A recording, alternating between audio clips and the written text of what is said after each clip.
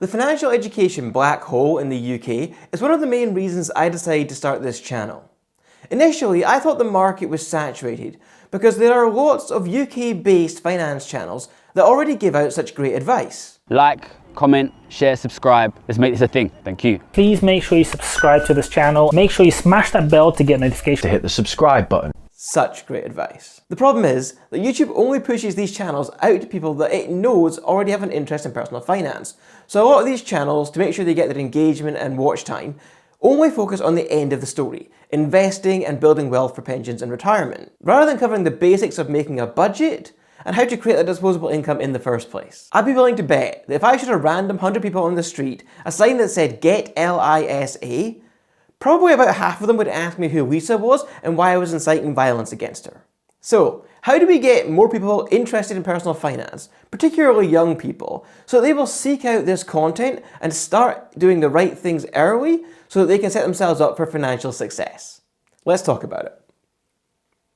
In 2018, Martin Lewis, the money-saving expert, self-funded a textbook for UK schools called Your Money Matters, with the sole purpose of plugging the gap in young people's financial education. The textbook broadly covers 6 areas of personal finance, which I'll summarise as saving, spending, borrowing, student finance and income tax, risk management, and fraud prevention. Since its launch in 2021, 405,000 copies of the textbook have been provided free of charge to schools across the UK. To save you the hassle though, I spent a weekend reading it, all 152 pages. I have some thoughts. The first thing I wrote on my notes was, it's boring, especially the last 3 chapters. They are so very, very dry. Whilst the content is correct and factual, it feels like it was written by somebody who would get visibly excited by the concept of cross-referencing spreadsheets. I'm not even joking. At several points in the textbook, it tells you to cross-reference other chapters of the textbook. How many 14-year-olds with a TikTok attention of less than 60 seconds do you think are cross-referencing a financial education textbook? It's just not going to happen. The content needs to be more engaging, and it needs to get people out there in the playground and at home talking to their friends and family about financial education and the subjects that are covered, to the point that they're excited about it and want to find out how they can do it themselves. My second complaint is that the textbook actually doesn't go into enough detail in a lot of these subjects. It just skims the surface. And I think that could be because the author didn't know how to make the content relatable and engaging to the target audience of 14 to 16-year-olds. So they just thought, we'll just cover the core curriculum at a very high level, tick the box and move on. Where I think they could have gone to a lot lower level and more depth that would actually engage the children more if they had found a way to resonate and make the subject interesting. So here's my suggestion. Use Lego. Object lessons work. People find them relatable, they'll laugh, they might even find it cringy. But if you give somebody something that they'll remember, then that's more valuable than anything that you can write in the textbook. My third concern is more a limitation of the format that they're delivering the content in. A physical printed textbook goes out of date almost immediately when you're talking about personal finance, especially when it comes to tax law and pension rules. For example, in the Scottish edition of the textbook, they cover the income tax brackets for financial year 2021. Now, since then, there's been changes to the income tax brackets in Scotland. For example, the introduction of the 45% tax above £75,000. That's not covered in the textbook, and unless they did a complete re-release and printed another 400,000 copies of the textbook across the country every single year, they're going to be constantly out of date. I take concern with 2 of the tips to reduce spending in the savings chapter.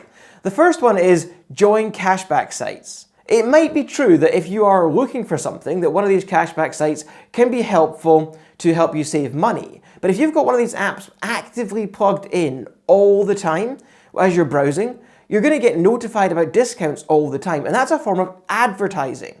So you're actually psychologically going to think, oh no, I have to buy now because I'm going to miss this offer, and I think it's going to have the result that you'll end up actually spending more money than if you didn't have that prompt or nudge, if you will, to buy now because you can get this discount or buy now because you can get this cash back. If that isn't in your life, then I think you're actually less likely to spend the money. The second bit of advice they give to reduce spending is to follow shops and brands on social media. If you're following your favorite brands and your favorite influencers and your favorite shops on social media, they are literally just going to be able to bombard you with marketing and adverts all the time. And they hire marketing experts to make sure that you keep your eyes on that product and you don't forget about it, and that you see it, whatever it is, 7 or 10 times that you need to see it before you'll commit to buying it. So they're going to push a sense of urgency or a sense of FOMO, meaning fear of missing out, where they'll say limited stock available, buy now, or 50% off, but only for the next 24 hours. These tactics are predatory, and the companies know it, and they know that they work. So my advice would be, stay away from social media if you can, but certainly don't follow brands that are going to encourage you to spend more money with them, because that's not going to help you save money in the long run. As you might imagine, I have several concerns with the spending chapter. The first one is that they discuss all the different ways that you can spend money, such as cash, debit cards, credit cards, contact lists, and so on. However, they don't discuss the concept of the friction of money. For those not aware, friction of money is the psychological concept behind if you have to give over, say, a £50 note in order to get an item. Then you feel psychological pain because you've made an exchange. You've given something away which you didn't get back, and then you got something else in exchange for it. That can feel psychologically painful and can actually deter you from making the purchase. Studies have been done on this, and it's been proven that the less psychological friction of money that they can introduce into your brain, the more likely you are to spend money without thinking about it, and therefore overspend. So let's take the example of the debit card. You take a debit card out your wallet, and you go beep against the machine. You then have the debit card still, and you get your items. So you think, hey, part of your brain goes, I got that for nothing. I got to keep what I already had, and I got more stuff. This is great. And it reduces that friction of money. Then when you move to credit cards, it's even worse because you're now spending money that you didn't have to work for. So you don't feel the pain of, I spent so many hours in my job grinding to get that money, and so maybe I don't even want to spend on my debit card. With a credit card, it's, I put no work in to get this money, so it feels almost free. It's not free, you should pay them off every month in full. This is why they want to reduce that friction. This is why they want to not even have you put a PIN code in anymore. They want you to just tap your phone or tap your watch and be gone. So then it's like, I didn't even take my credit card out. I just had the phone that was already in my hand, and I just kind of went, bleh, and then I got to keep my phone and I got the items. This is great. Maybe I'll purchase more because it's free. It's not free. The second issue I take is that they explicitly say you cannot borrow money on a debit card. It's like the author's never heard of an overdraft. The problem I have with this is that if that gets ingrained into a child's brain, that they cannot borrow money on a debit card, therefore a debit card is a safe way to manage money, then when they accidentally overspend and go into either an arranged or worse, an unarranged overdraft, which has higher fees, they're then going to be shocked to find that they're being charged interest on this money that's been borrowed on a debit card when they were taught at school you cannot borrow money on a debit card. I just think that this is wrong information that we shouldn't be teaching children. To be completely fair, overdrafts are covered later in the textbook in the borrowing chapter. I'm being really nitpicky now, but my third concern with the spending chapter is when they first introduced the concept of a budget. They present it in the worst way possible. There's 2 columns, one for your income and one for your expenditure. And then they're totaled up at the bottom, which don't net out to 0, so I don't know where that extra money's going, and there's no way of constantly tracking how much you've spent. It's really just a bad way to introduce the concept of budgeting to children. In my opinion, a budget should always net out to 0. So at the top, you should have all the income coming into your household, or whatever budget you've got control over, and then you should itemize each expenditure, keeping a running total of what's left all the way down. And remember to pay yourself first. We talked about this in my very first video all about budgeting. If you can afford it, at least 10% of your take-home pay should go straight into savings the second they hit your bank account. And this leads me to my next complaint about the textbook. After it introduces budgeting, it suggests that doing a budget will let you know if there's room to save any money. Well, this is just ass backwards. You should pay yourself first. If you take all your income and then spend it all in the budget, just to find out if you have any money to save at the end, you will never save. Saving is like working out. You have to flex that muscle and you have to do it proactively. Don't let your budget tell you if there's room for savings. You tell your budget, I'm going to save at least 10% of my income. And if that means I can't afford other things that are in the budget, such as subscriptions or date night or going out with friends, then you have to cut down on those budget items and make sure that you're saving. My final complaint with the spending chapter is that it suggests that it's normal to spend £90 a month on work clothing. I don't know in what world people are spending £90 a month on work clothing, but even if I had to wear a shirt to work every single day, I might buy new shirts every 3 to 6 months. So I'm not spending £90 every month on work clothes. I might spend £90 every 6 months on work clothes, but even that would be a stretch for me. My problem with the borrowing chapter is that it has a defeatist attitude to money management, and it really feels like it was written by a bank manager. Let me quote, "Loans and borrowing are now a part of modern life. They have become almost unavoidable in one form or another." I just think this is a terrible defeatist attitude. So yes, most people probably want to get a mortgage so that they can own their own house one day. But all other forms of loans and borrowing are completely avoidable if you want them to be. You don't have to have a credit card. You don't have to take out a finance against a car. You don't have to take out any other kind of debt.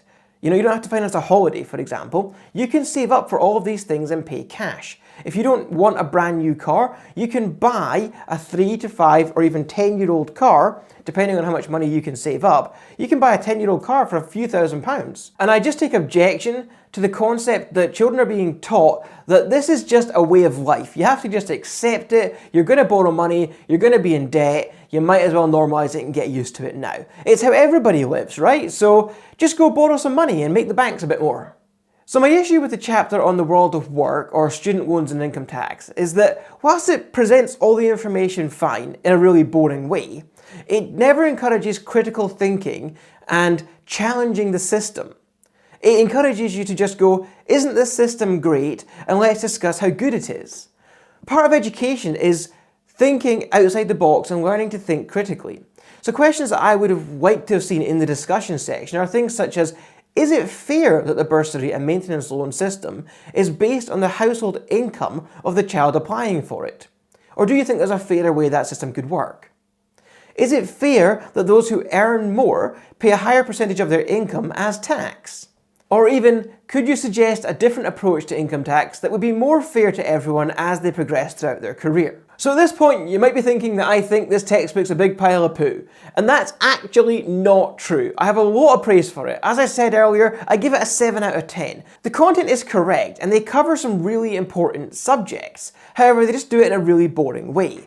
So let's talk about some praise that I have for the textbook, because this video should not be all negative and doom and gloom, and it's not a bad textbook, and I fully support what Martin and the Young Money Charity are trying to do with this textbook. And I have been nitpicking because you have done such a good job. Because the textbook is actually reasonably good, it made it difficult for me to actually nitpick at things that I didn't like. So I want to give the textbook some praise, and the first praise is that I actually learned something new whilst reading it. And this was the definitions of AER and APR. I think we all have a general understanding of what we think these terms mean, and when we see them on adverts for bank accounts and loans, what AER and APR actually mean. But I didn't know the true definition or the thought process behind them. Let me share with you what the textbook says so that we can all learn together. To make comparing the interest rates on savings accounts easier, it is shown as an annual equivalent rate, AER. This takes into account the charges and the interest paid on the account, and it shows it as an overall percentage rate. This means that savers can easily compare savings accounts from different banks. The higher the AER, the more interest they will receive on their savings. It allows you to easily compare bank accounts from different banks and make a more informed decision on which one's going to give you the best rate of return. APR, on the other hand, or the annual percentage rate, takes into account any fees and charges that are attached to the loan over 1 year, as well as the interest rate being charged, and shows it all as one percentage figure. The idea is that it makes it much easier to compare the costs of borrowing from different providers or using different forms of borrowing. So you can think of AER as the interest that you're going to receive, and the APR as the interest that you're going to pay. My second praise for the textbook is that early on it covers the subject of delayed gratification, which I think is wonderful, and more people should learn to embrace this anyway. So the concept of delayed gratification is, instead of buying what you want now and using a credit card, for example, you wait and you save up and then you get the item later. So you're delaying the gratification of buying the thing until you can actually afford to buy it. So I use this a lot in my personal finance approach. If I want something, I always say to myself, you have to wait, say, 3 days before you can actually buy it, because you're probably trying to buy it or want to buy it for the wrong reasons. If you've just watched a YouTube video telling you how something is amazing, or you've got friends telling you something's great, or you think you've had the best idea and you need to buy this item now, more often than not, you don't actually need or want that item. My third praise for the textbook is that it doesn't just present the concepts and information. It then does reinforce and encourage group discussions and tasks to complete to make sure that the students have understood the subjects. So they'll sit down and go, have a discussion about borrowing, and do you think that it's better to spend on a credit card, or to use an overdraft, or to use your debit card, or to use cash? Or in the savings chapter, it'll discuss, like, do you think it's better to keep your money in a current account, or in a high yield savings account, or in an ISA? My fourth praise of the textbook is their explanation around compound interest. And I think this is where young people's eyes are going to pop open and go, I can have my money make me more money by basically just waiting for time. One thing I was really pleased about is that whilst they started the explanation talking about £1,000 compounded over 3 years, and they were giving an example of it making about £60 in that 3 years, they then went on and talked about a £50,000 capital investment over 15 years, making about £15,000 return. And I'm really glad they did that, because I don't think a 14 to 16-year-old is really going to care about £60 return on their money. They're going to go, £60? That's nothing. You can't really buy anything these days for £60. Whereas if you say to them, you put a large amount of money in and you can get £15,000 back, that gets their eyes open and goes, oh, I can actually make a decent chunk of money with this approach. I wish they had pushed it even harder and perhaps looked at, say, putting the £50,000 initial capital in and then investing another £250 at a steady rate every month and compounding that at the 2% example that they had there, which is too low, but anyway, at the 2% example over, say, 30 years, and showing just how much that would grow through just small, regular investments every month. I think that would really have made the young people's eyes widen and go, oh my God, we can actually make money doing this. They might even go home and ask their parents how their investments are doing and if they're taking advantage of compound interest. Therefore, if the parents don't have a financial education, they can learn by proxy through their children. The only way that I think we can make that happen is if the textbook goes large and really says to the kids, you can become a millionaire. Now, whilst that might not be realistic for most people, especially parents that might be starting in their 40s and 50s, making children think that if they start early, they can get to £1 million, that's the kind of thing they're going to go home and talk about. The next praise is that I'm glad they covered the relationship between money and mental health.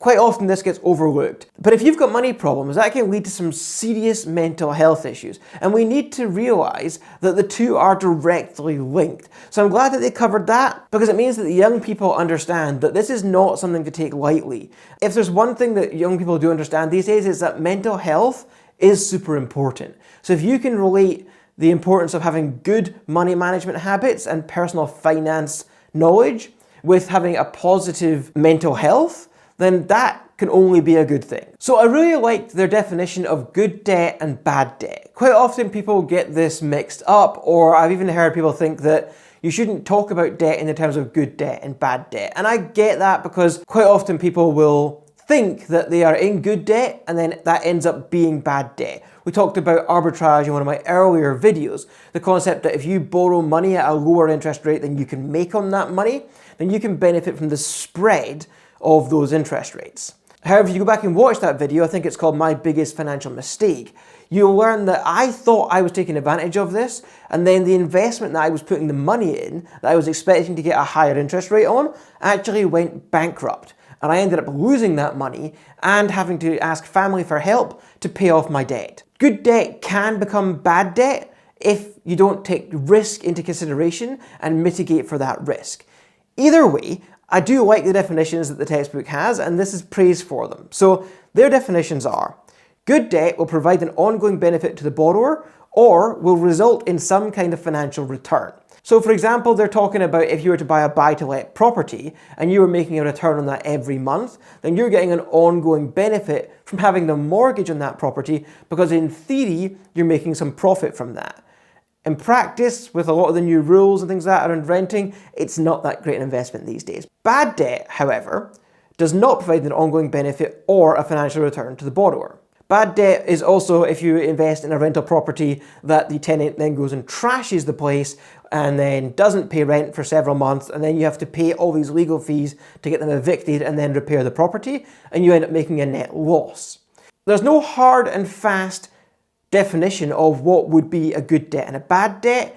It's ultimately down to the circumstances around the debt that you have and whether or not you are getting an ongoing benefit from it or whether in the end you ultimately make a loss. My fifth praise is where they talk about gambling addictions and how easy it is to get dragged in with things that you might not consider as gambling, such as loot boxes or mystery boxes in these in-app purchases, things like this. The story that goes in the textbook is around if you can buy the character you want for £10, but you can buy a loot box for £7 with a chance to get that character, which one should you do? Should you buy the character or should you buy the loot box? Well, quite often these companies know that you're going to go for the loot box because it's cheaper and you think there's a chance you're going to get the character you want. In the end, you'll end up spending several times the amount of money you would have spent than just buying the character you want in the first place. It's these things that are gambling, but they're not controlled under gambling laws, that get children hooked on these apps and spending money that they would otherwise have not spent. And so it's a really good discussion they had there to teach children, look, if you want a specific character or a specific item in a game, save up and then just pay once for that specific thing you want. Don't get into loot boxes. And when I was thinking about this, it really reminded me of this story where there was this child in China that spent $64,000 of their parents' money on mobile gaming addiction over 5 months in 2023. This wiped out her parents' life savings and they had no way of getting it back. So let me round up with some suggestions to improve the textbook and get people interested in personal finance. This is not just about young people, it's about everybody. So my first idea is that financial institutions could actually gamify becoming financially literate. I know that's not necessarily in their best interests, but if they wanted to act in the best interests of the people and perhaps get lifelong customers, they could say, pass a personal finance test and in return, we'll give you an extra 1% interest on a minimum term 1-year high yield savings account. So there's a few benefits there. The bank wins because the money has to get locked in for a year in order for the person to get that extra 1%. The person wins because they're learning about personal finance and also about delayed gratification, right? They're not going to see that money or that interest for a year, and it means that they have to think about forward planning with their money. They can only put money in that account that they don't need to touch for a year. Secondly, I think we should mandate financial education, Martin and the Young Money Charities textbook, in every school across the country. There are schools that do not have to follow the core curriculum. And so they have to look at it and take advice from it, but then they can choose what they want to teach. And as Martin said himself, when schools are tight on cash, whatever they don't have to teach, they won't teach. So I think a law should get passed that financial education has to be taught as part of the core mathematics curriculum, and it should be tested in the exam that 16-year-olds take. I don't know what they're called these days, but in Scotland, when I was 16, they were called standard grades. Third, I think the content of the Your Money Matters textbook really needs to be reviewed by one of the top influencers who has a large audience in the target market age range, 14 to 16-year-olds. And they need to work with Martin and the Young Money Charity to get some stories and subjects in there that will really resonate with the people that they're trying to target. This content is so very, very boring in its current format that the young people will just read it because they have to and then go out and completely forget it. I assure you that my nieces would not describe the content of this textbook as Sigma or bussin'. I know it's cringe to hear a man of my age saying those phrases. However, cringe actually sticks in your mind. It's those cringy moments, those moments that make you feel something, that you'll actually remember. So perhaps Martin, who confidently brings cringe energy to his weekly TV show, should partner up and together, let's help rewrite this textbook in a way that's going to resonate with young people and what they're interested in today. Make finance is real. Now, this starts with parents having to have financial education at home, which perhaps Martin or some other charity could target free lessons or free education to parents who don't necessarily have financial education. They say that more is caught than taught to children. So if children see parents doing something, then they're going to learn from that and copy that behaviour. For example, I grew up, my parents always looked for the discounts in shops, the buy one get one free, and how to optimise that spending in the supermarket. And that rubbed off on me, and I carry that in my shopping today. So how about parents saying something to children such as, whatever you save each month, I will match a certain percentage of it. Maybe when a parent gives a child pocket money, they sit down with them and don't just give them the pocket money, but they go, let's talk about the 3 things you can do with money, right? You can save it, you can spend it, and you can give it away. And you should learn to do them all wisely. Another example of making it real for them is perhaps if the child wants to buy something, the parents could work with the child to show them how to do the research online and even think outside of the box on how to get the best deal for it. Let me give you a very real example that I'm looking at right now. I'm considering upgrading my DaVinci Resolve software from the free version to the studio version so I can make better videos for you. Now, if I buy the software outright, that would cost me £200. However, I've found that if I buy a piece of editing hardware from Blackmagic, who make DaVinci Resolve, I can buy that hardware for £300 and it includes the studio software. You can then resell the hardware without the software for £150, meaning the net amount of money that I would have spent on the software is £150 and a saving of £50. And so thinking outside the box like that and taking a child through that thought process of, do you just pay the upfront cost that's stated for the thing you want, or is there a way of actually reducing the cost by perhaps even spending slightly more upfront and then ultimately netting off a lower cost for the item? So let me know, how would you encourage regular people to get more interested in personal finance? If you got value from this content, please hit the like button, subscribe, and join us in the comments down below. If you've got more time, YouTube thinks this is the next video you'll enjoy. I'll see you over there. Thanks for watching, and bye for now.